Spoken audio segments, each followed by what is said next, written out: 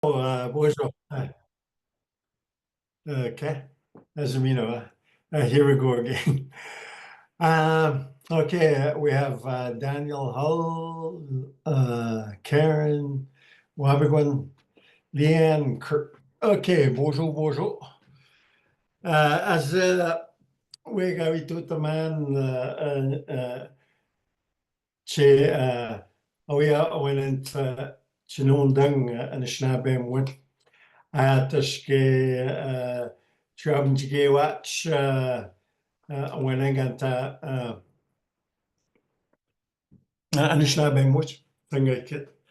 I like to welcome everybody, and what I'm actually doing is to have this program on for people to see and hear an Ojibwe language or Ojibwe teacher and a fluent speaker speak the language. And I hope you get something out of it.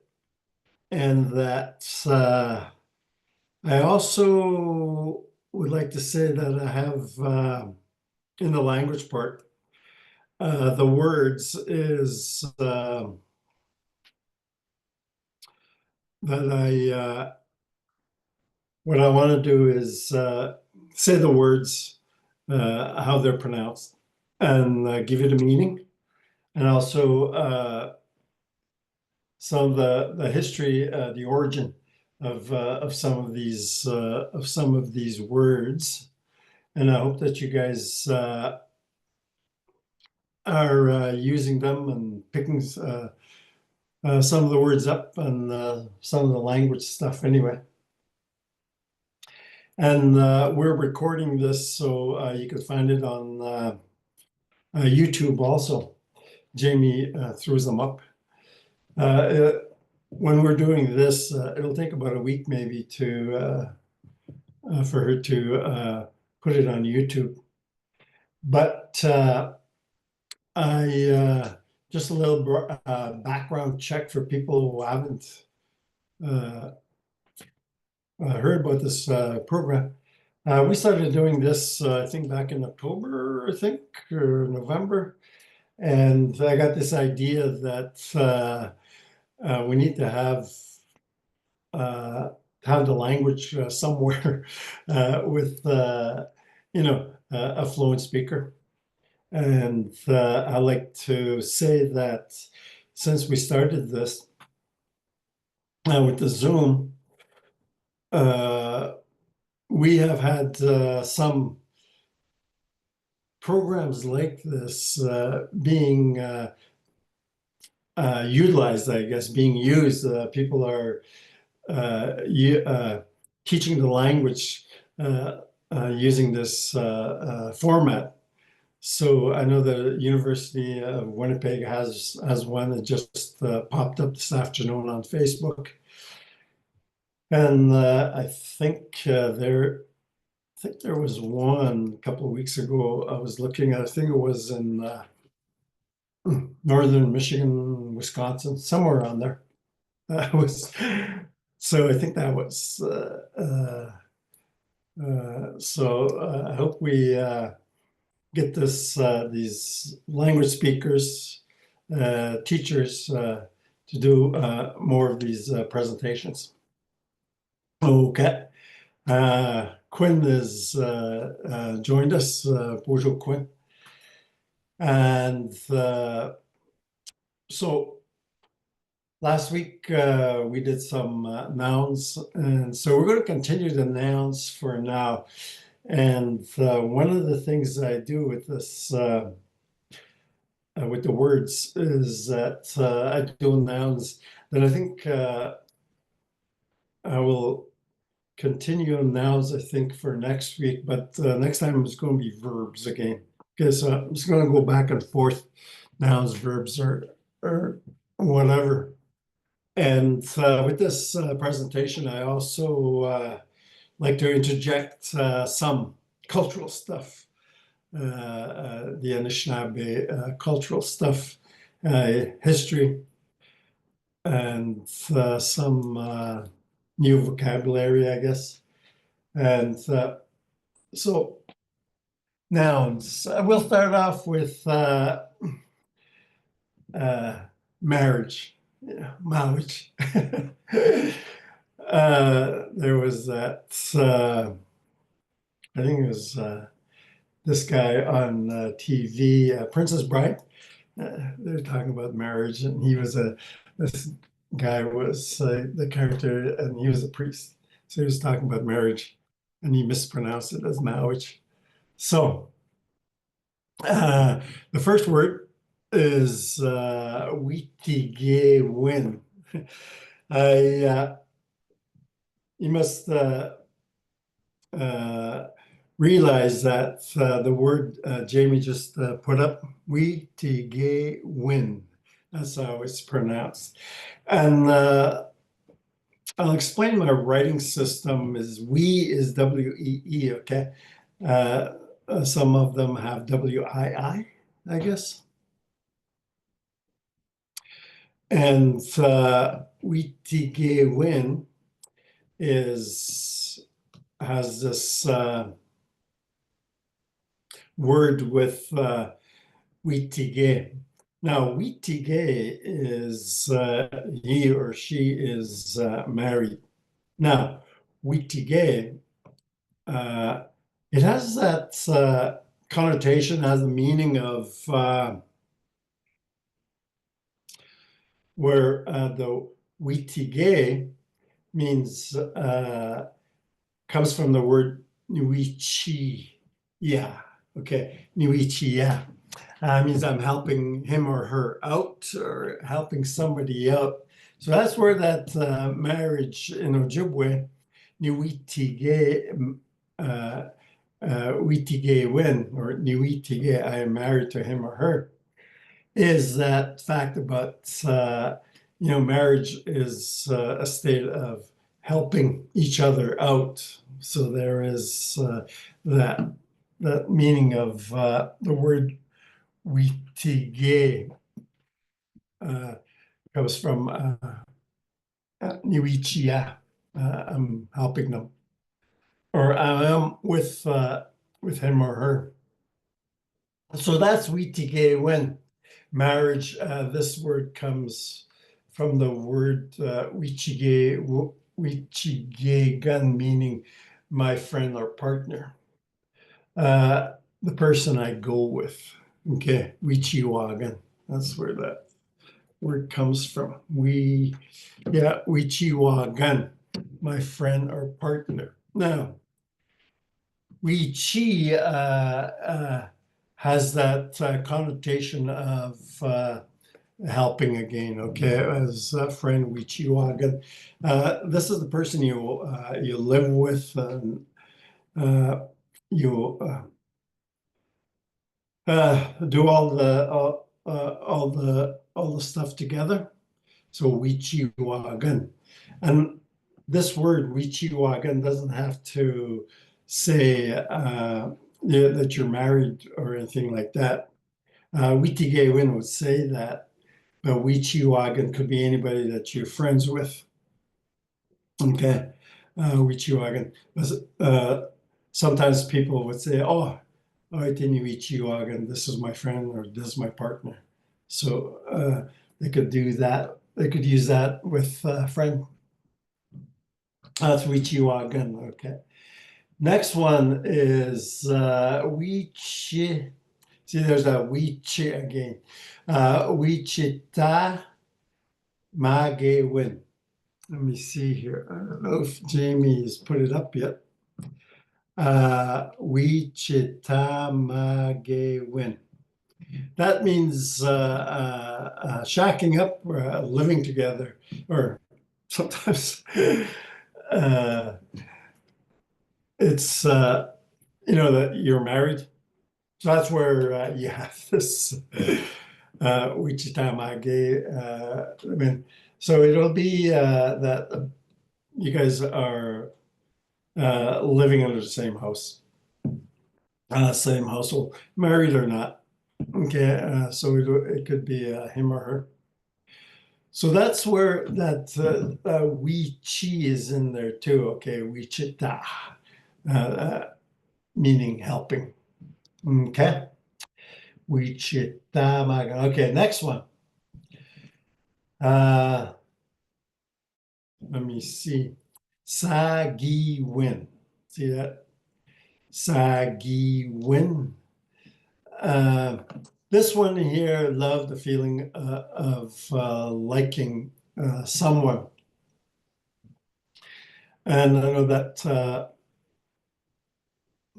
February is coming up, 14th. So you could use this word for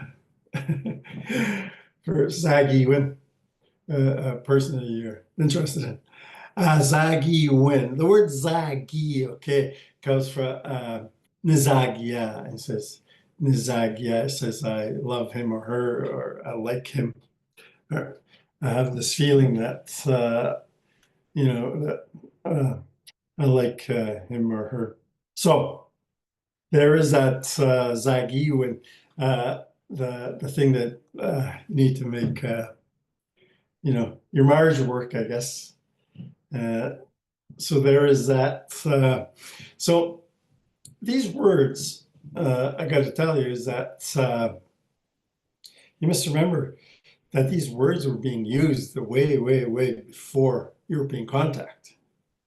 Okay, so because these words I got from my parents, grandparents, aunts and uncles, and all that. Okay, so all of these words have survived, I guess, through all the stuff that we went through.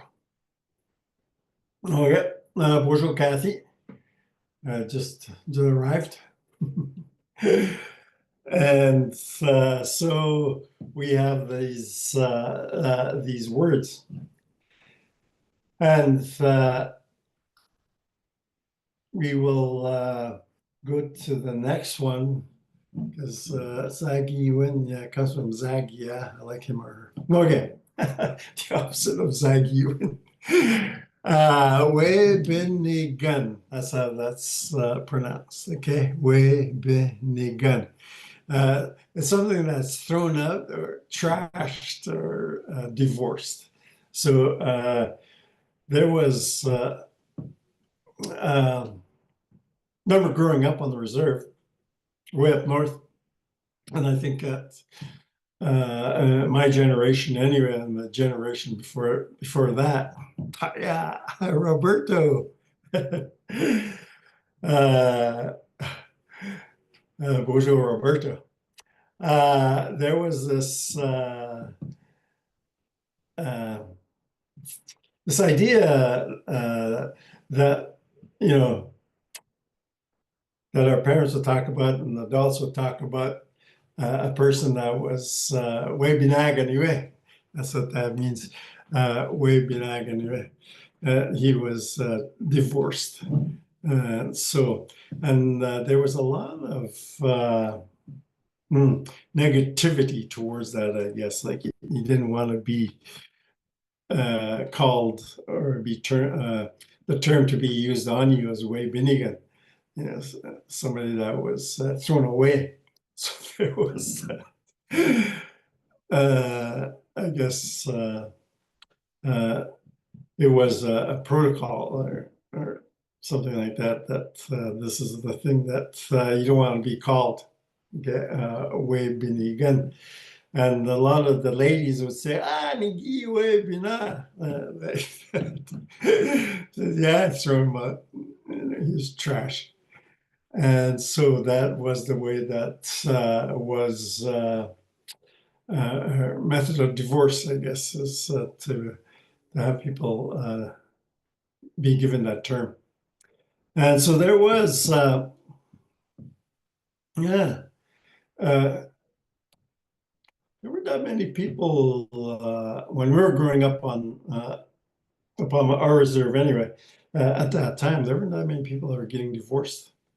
They had their families that they had looked after and things like that.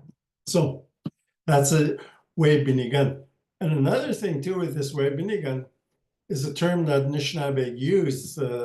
Remember my mom and dad used to use this Waybihnnihgun to refer to the reserves all over Canada.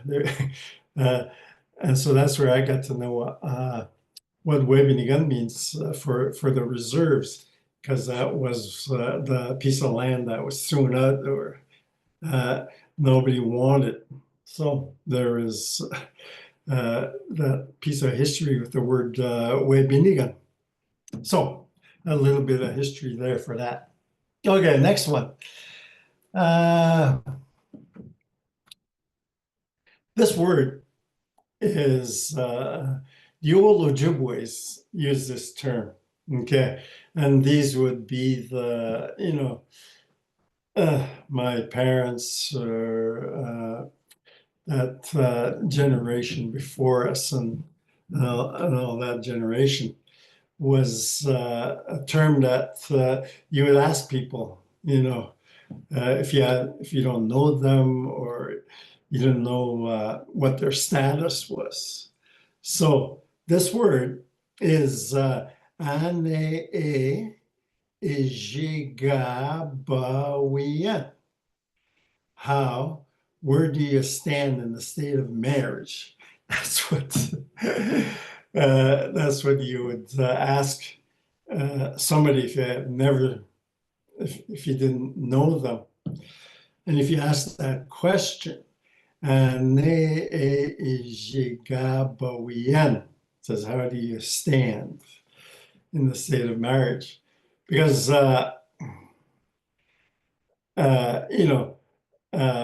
people would have, I guess, people that they wanted to have, their relatives married to another person or something like that, and they find this interesting person, and then in the back of their head they say,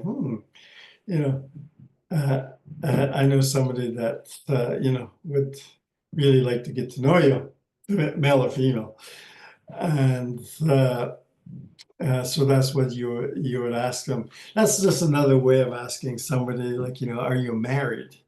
So that was an interesting term that I came up with, because I've never heard that when I was growing up, and nobody had mentioned it. I just got it from one of these old Anishinaabe dictionaries, Basil Johnston Ibn. He's from where was that now? I forgot, somewhere on forget where it is. It'll come to me. And he wrote these dictionaries back in the 70s. And, oh yeah, Cape Croker, yeah, Miigwech. He's from Cape Croker. And I met him a couple times. Yeah. And he was a really great storyteller. And he was, I heard him at a conference one time, and he was telling stories. It was so funny. And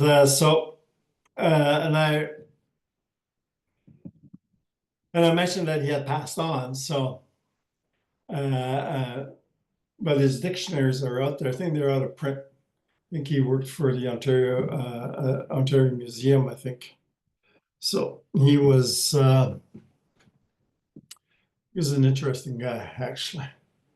And one of those old fluent Anishinaabe speakers. So that's why I use his dictionary.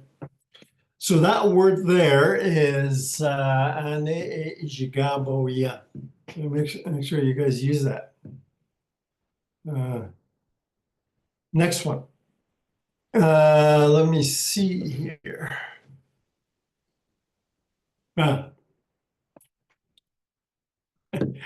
This one here. Nihweetihgaymahgun. Nihweetihgaymahgun. my marriage to him or her. I am married to him or her. Now, Nihweetigay, see here's that ne in there for my possessive form. Now they still have the Weetigay in there. And then mahgun is the syllable at the end to say that you are in a state of marriage with him or her. Weejihtahmahgaywin. So again, my partner, my friend, the person that helps me. So with that word, Weejihtahmahgaywin is still with that Weetigay in there. And males, females could use this to indicate that you're married to him or married to her. Weejihtahmahgaywin. Okay, next one is, let me see here. Yeah, same thing there. Nihweejeewahgun. Okay, Nihweejeewahgun, my partner. Nihweejeewahgun. You don't have to be married to them. It's a person that is your friend that you like to go hunting, fishing with. Nihweejeewahgun, my partner. And then we have Nihweejeeh in there, okay? That is the person that you're friends with or your partners with. So Nihweejeewahgun. Okay. Next one. Nihweejeewahgun. Okay.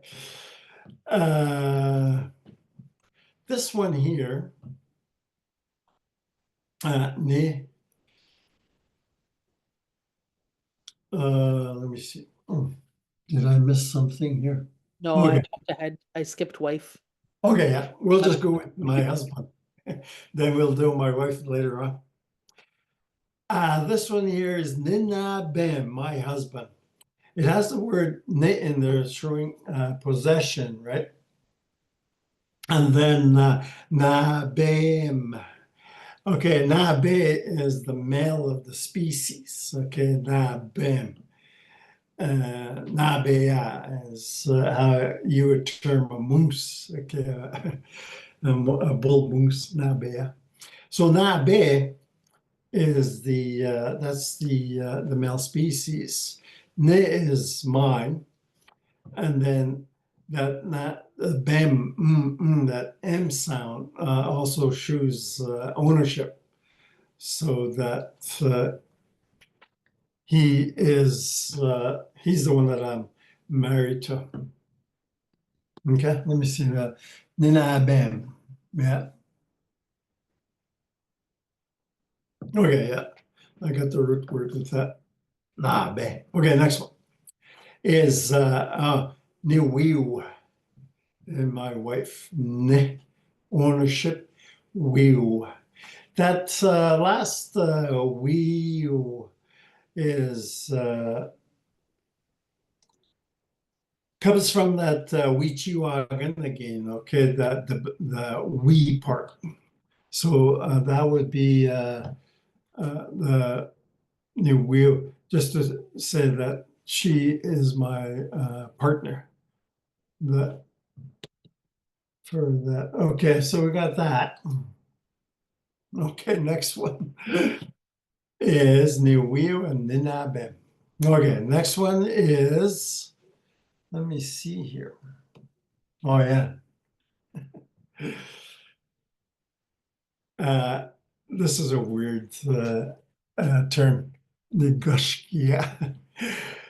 I had a hard time trying to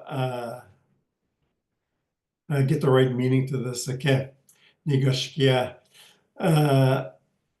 I desire him or her. I gush over him or her. I mated with him or her. I don't know if that's the right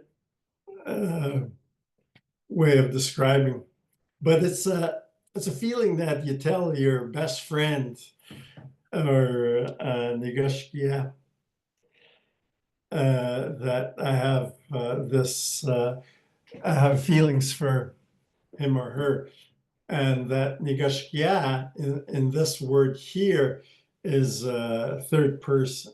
Okay, is you like him or her, and you're Nigashkia. So you're telling this to somebody else. Okay, Nigashkia. I like him or her. So there is that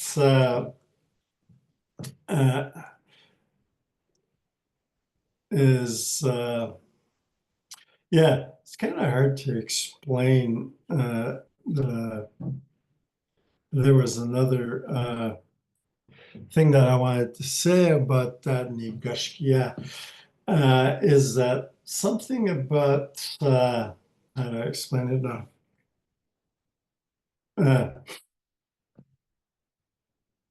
I have not really hard thing to explain Nigashkia. Says, where it says I made it is that, after, giving your best appearance, your best talk to the person that you love, and then you finally, they finally reciprocate, I guess, your feelings. So you said, "You made it," something like that.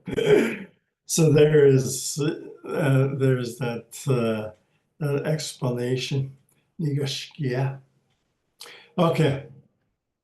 Yeah, that was a hard one. In Ojibwe, Ninochia. That means that I'm trying it with him or her, feeling them out, I guess. I'm bugging him or her. So Ninochia is that whole process of putting yourself out there to another person so that they would be interested with you, I guess. And so you putting your best foot forward, I guess, is how you would kind of explain it. Ninochia is I am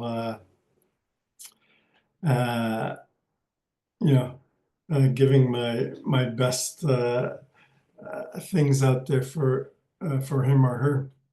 So there is that trying to put out your best feelings for that person. Okay, next one. Oh, okay. The weather. Weather is for Ojibwe's things they talk about all the time. And for the weather, with it's almost like feelings. Okay, when you're describing the type of weather that is out there. Okay, because when you want to say the word weather, okay, and in English it's always it's just the weather, climate, or whatever. But in Ojibwe, the weather is you ask you almost ask a question. Is Aynnahayihzihgahbahwihyun. So there is that Aynnahayihzihgahbahwihyun. Now, Aynnahbaym is you're basically asking what is happening outside. you say, what is happening? As it's a favorite subject that that we have. Isihjihgaywin. Now,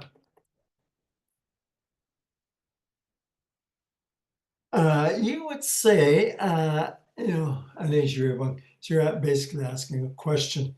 What's happening? So here is some words for weather, and it's the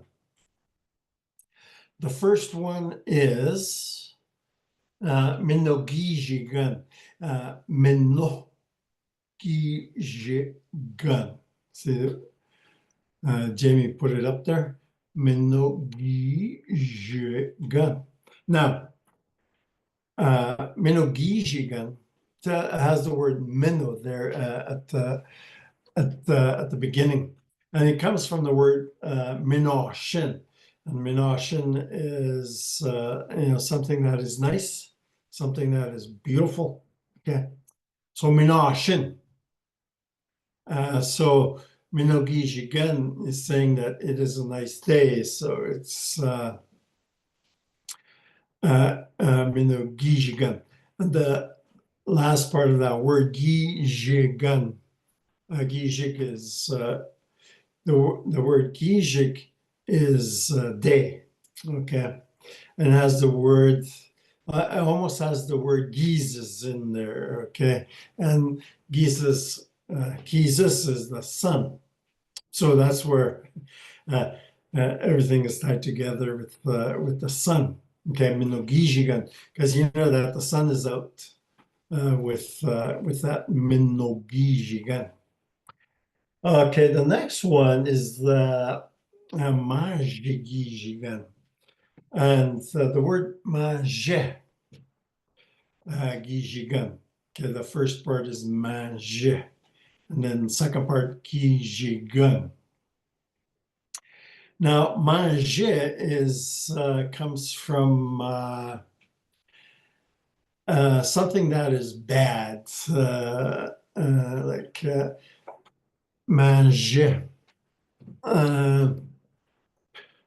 It always has to do with something almost evil. So it's weejeewah. It's something that is bad. Weejihtahmahgaywin, it's something that is being done that is bad. So it has that connotation of the sun is not out. It's a bad day, so it's kind of nasty out there. So it could be raining or snowing or whatever. It's not that good to be outside. Okay, next one is Kihkayndahsohwin. Now, when you say this word Kihkayndahsohwin, it is sunny. Kihkayndahsohwin, it has something to do with Weejihtah. It comes from the word Weejihtah. It means it is hot. So Weejihtah, when you go outside, you'll know that it's going to be sunny. The sun will be shining, and it's going to be hot. Okay, Weejihtah. And that when the sun is up, it warms everything up. Okay, so that's where that word comes from. Weejihtah. It is sunny. Weejihtah. Okay, next one.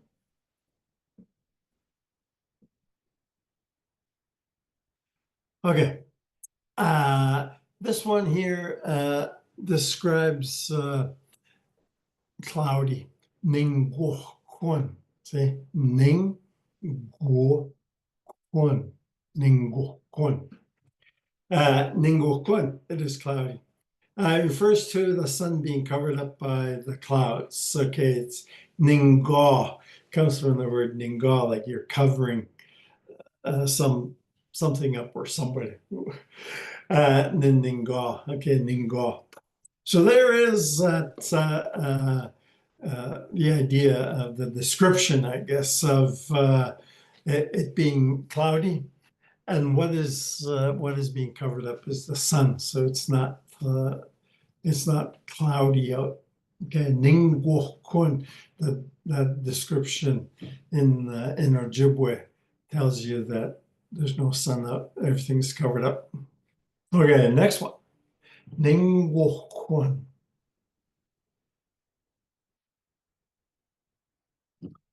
Okay. Again, I will say that my writing system is kind of different from I think it's called Barega writing system, the ones that the schools use and universities and stuff like that. I use that pronunciation of syllables that is used in syllabics writing or whatever. Okay, and all of these things you can. It's easy to write syllabics with that. Okay, but I don't follow the syllabic system. My mom was going to teach me one time, but I guess I got too impatient. She gave up on me. Okay, this one here is no tin. Okay, no tin. It is calm. No tin. So tin in Ojibwe anyway, you would picture the lake is calm, and it's not windy, so there's no the leaves aren't rustling or rustling. Oh, tin. So everything is calm. Okay, just like all us Ojibwes are calm. Tin. So there is that connotation of everything is still. Okay, tin, and it's being outside. Okay, next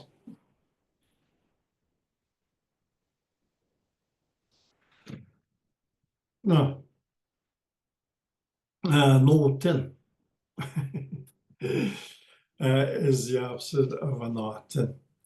No tin is it is windy. No tin, and I think there was a place name called No Tin somewhere in northwestern Ontario. I think somewhere. No tin, and no tin. It is windy, and it's usually we notice that it's when it's windy, especially when you're out on the lake or the rivers. When you're traveling on these lakes and rivers, when it's windy, you really have to watch out for the waves. You gotta know where the wind is coming from, and how are you going to approach the waves, I guess. So it's no tin, and it just tells you that it is windy. Okay, next one.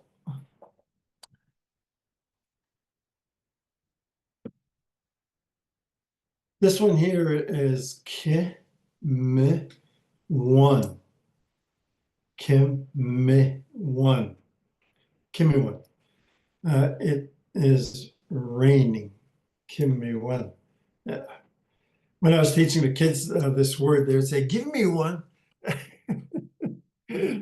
So it does sound like give me one. Wait, Kihkayndahsohwin.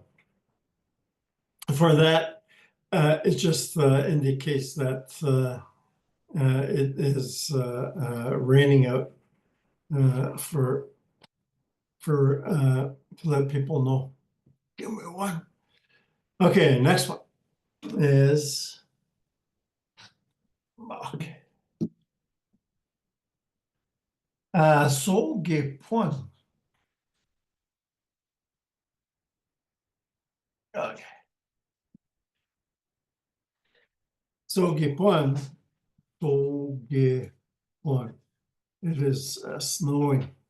I'm not really sure the origin of this Saageewin, but it has something to do. You tell when you talk about Saageewin. You would know that when somebody says that it's going to be snowing, and that usually indicates that you don't want to go anywhere because it is Saageewin. It's snowing with that snow cone, Saageewin. It has something to do with let me see, cone. Yeah, that'd be like snow, Saageewin. Yeah, cone would be associated with that, Karen. Cone, Saageewin, and cone is snow. That's how is and Saageewin is the act of the snow falling, like the act of snow, and then after it just sits there and settles there, it we call it cone for that. Yeah. That's how you would spell it too, as cone. Okay, or for me it would be Kohn. Just trying to be different. Okay, next one. Saageewin.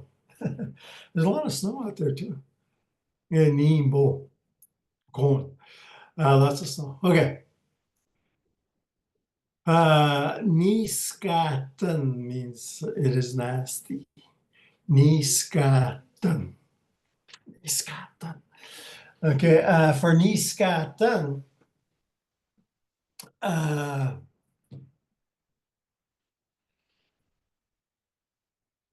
it is nasty. Yeah, niskaten. That word describes that you don't want to go outside. It's windy, it's rainy, or it's in the wintertime it would be like windy north wind. And you really can't do anything outside anyway. Or it's like what do you call it?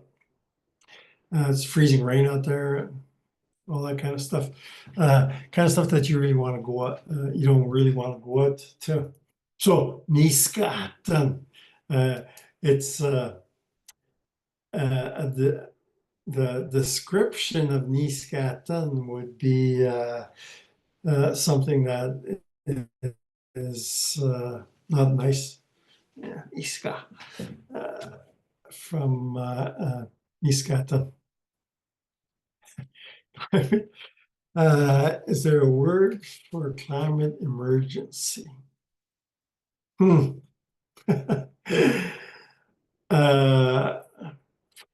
there is something terrible that's going to happen, you'd say Angom. Yeah, I'll try and spell it out here. Angomzian. Okay.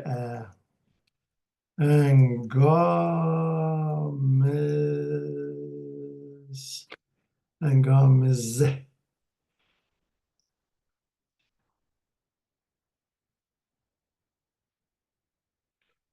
Okay. Let me see how Google changes this. Okay. You see the word there, angamizian? That means watch out. Watch out for your life, or there's danger about. Okay, so there is that, and it would be something like climate emergency, but there really isn't a word for emergency, I don't think. So it has something to do with angamizian, especially if there is going to be a big storm coming up that would be deadly for everybody, especially nowadays, with the fires in California and all that. and all that stuff, Hawaii last year. So we really have to be careful nowadays with climate. And I know us Anishinaabe, when this stuff happens, it's even going to be happening even more because of the heating of the planet and climate change and all that stuff. It's going to be rough for the next decade, I guess. And because of all this climate change, just to, water is going to be scarce. Don't want to scare anybody, but it's just going to be so, we really have to watch what the planet is doing. And a lot of people are saying that Anishinaabe, anyway, they're having visions and dreams of what's going to happen. Is we have to look after the planet, the water, the air, and the land. We have to change our behavior towards it in order to save the planet. All these fires, anyway, it's mostly Mother Earth saying, have enough of you. I've had enough of you guys. Yeah, you have to change your ways, and so there is going to be more of this. And that's the whole thing about this Anishinaabe prophecies of the Anishinaabe. We're in the 7th fire, and the 8th fire is upon us, or just the beginning of the 8th fire. So we're in transition right now. Okay, bonjour Nigan, he just joined as a guest. And so it's something that we've been talking about as Anishinaabe, about this whole thing with climate change. Like, what, when I talk about this with Anishinaabe, they know what I'm talking about with the 7th fire and the 8th fire prophecies. And there is, with this prophecy thing here, is these stories that saying that they have to, the non-native people have to start listening to us, what our protocols are, what our laws are, Anishinaabe laws, and Anishinaabe protocols about the earth, that we have to look after everything, and that's our responsibilities. And these are our laws that we have to really understand, and for us also Anishinaabe to start knowing these Anishinaabe laws again. What we call AnishinaabayWeejihtahmahgaywin, okay, Anishinaabaymohwin, or Anishinaabaynnihweetihgaywin, which is Weejihtahmahgaywin is the stuff that was laid down here, and also Isihjihgaywin, the way we do things. And this Anishinaabe Weejihtahmahgaywin, as the term is a connotation that somebody put down the laws down here for us, okay, which would be Kihkayndahsohwin, And this whole thing with us Anishinaabe, I've always been talking about this with our leaders and other Anishinaabe. I've been telling them this, and we've been talking about this also, is the idea of, getting back to the drum and the clans. Especially this past week, I've been talking about totems, the clans.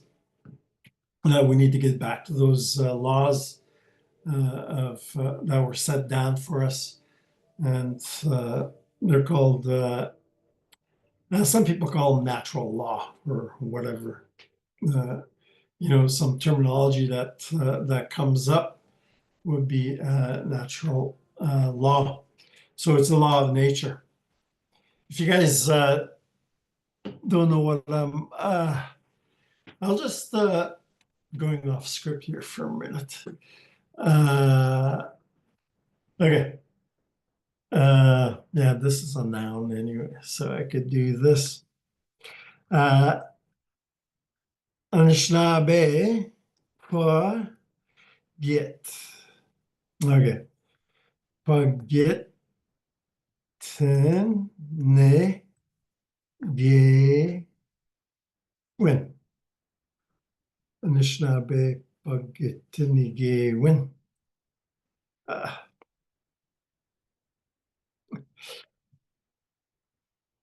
yeah, I'll write it down for you. Anishinnaabay is Anishinnaabay law. That's something that's put down here. And I've talked to some people that are in leadership and stuff like that. The fluent speakers that I talked to, they know about this Anishinnaabay. And because that was given to us in the teachings when we were growing up. And it's all about knowing the three laws, okay? There's Manito Weejihtahmahgaywin. There is Ake Weejihtahmahgaywin. Then there is the Weejiewahgun, the three laws that we follow. And these three laws, the first one is the Manito Weejihtahmahgaywin, the laws of the spirit law, and that is Kihkayndahsohwin. Okay, the kind of spirit, Kihkayndahsohwin we call him, the great spirit. And we had all these laws that were given are given to us. And of course, my dog starts barking. And so that is the law of the money takes, okay, the spirits. And I just have to get my dog for a minute. Yeah, just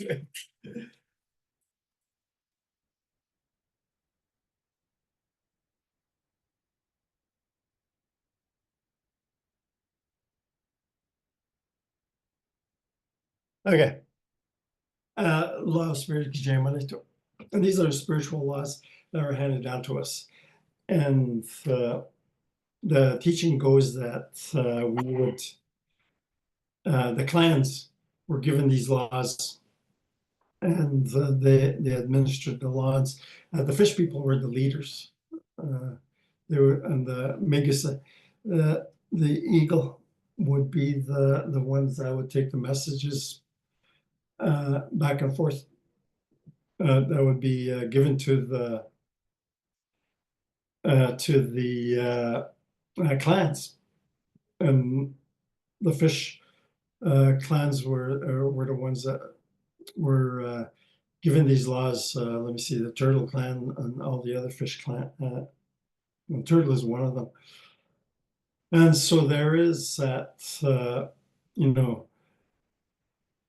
teachings of the clans and what their responsibilities are. And so there is that spiritual aspect of it. And then the other one is Weetihgaywin. Is law of the land, land laws, and the land is that take care of the water, take care of the land, take care of the animals, take care of the plants, take care of the medicines, and take care of the people, and everything will be fine. And an example of that would be when, before European contact, we had trees that were as big as some houses diameter as, and tall as the tallest of the trees anywhere around the world at that time. And so there was all these trees there, and yeah. Then when the Europeans came, they saw the huge trees and they just cut them right down and use them for building and ship them back to their home countries. So there was so that was the beginning of the destruction of I guess. And then so there is this whole thing.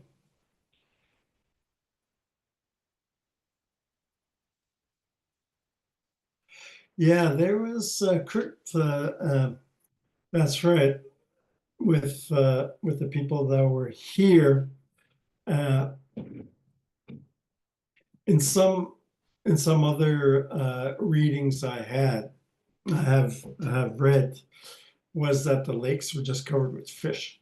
You can almost walk on top of the lake, any lake, and fish would be there. And it was hard to paddle in some of these lakes or rivers because there's so many fish and they're so huge, So there was, and we only took what we needed. Like there wasn't any hoarding or anything like that. So at that time, and the water was so clear at that time, and so there was that respect for nature. And that there were laws that we would follow. Okay. And it's these laws. I'll give you an example that I talked to about this with people.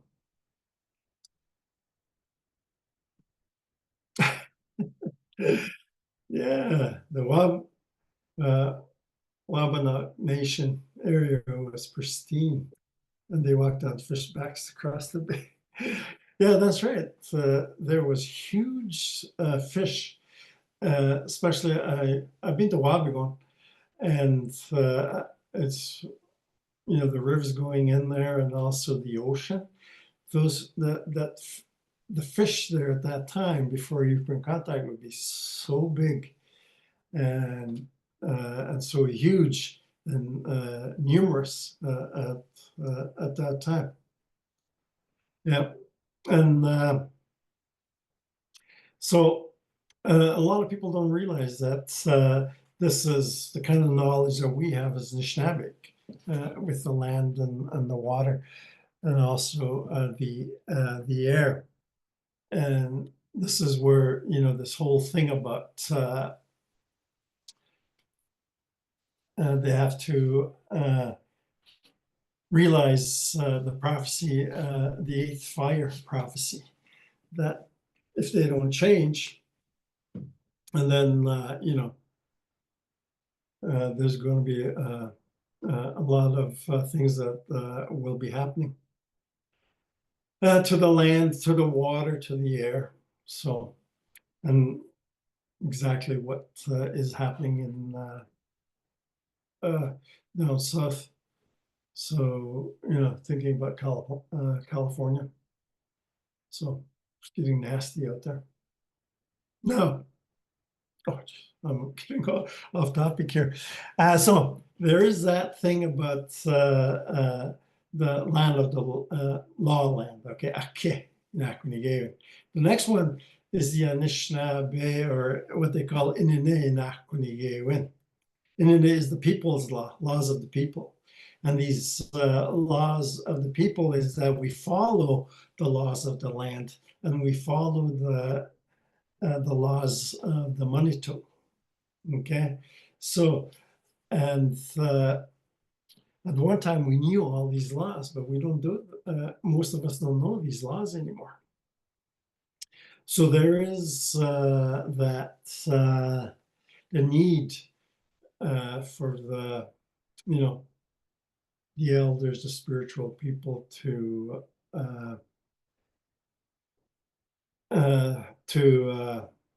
be asked about how do we get back to this these teachings of the Ojibwes and the Anishinaabe. So there is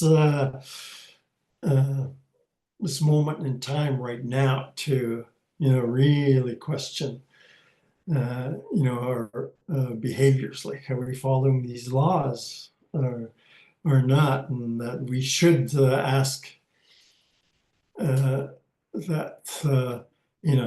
Anishinaabe need to speak up and to be listened to.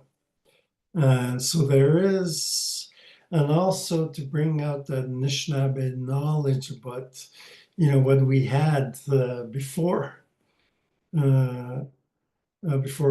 ear-brain contact. So in order to survive, I guess, we really need to get our philosophy, our way of thinking, to go back to what the heck were these Anishinaabe doing here? How did they live? How did they get to know that they never had fires like this? There was lots of water, and the water was clean at one time. So there is a whole history that we need to bring back with that. And okay, enough talking. But thank you, Miigwech, for listening to me and giving me your time. I really appreciate that. And I hope that we will continue with this next week anyway, next Thursday from 7 to 8. We're going to talk about the body. Okay, that's yeah. And yeah, it was kind of hard for me to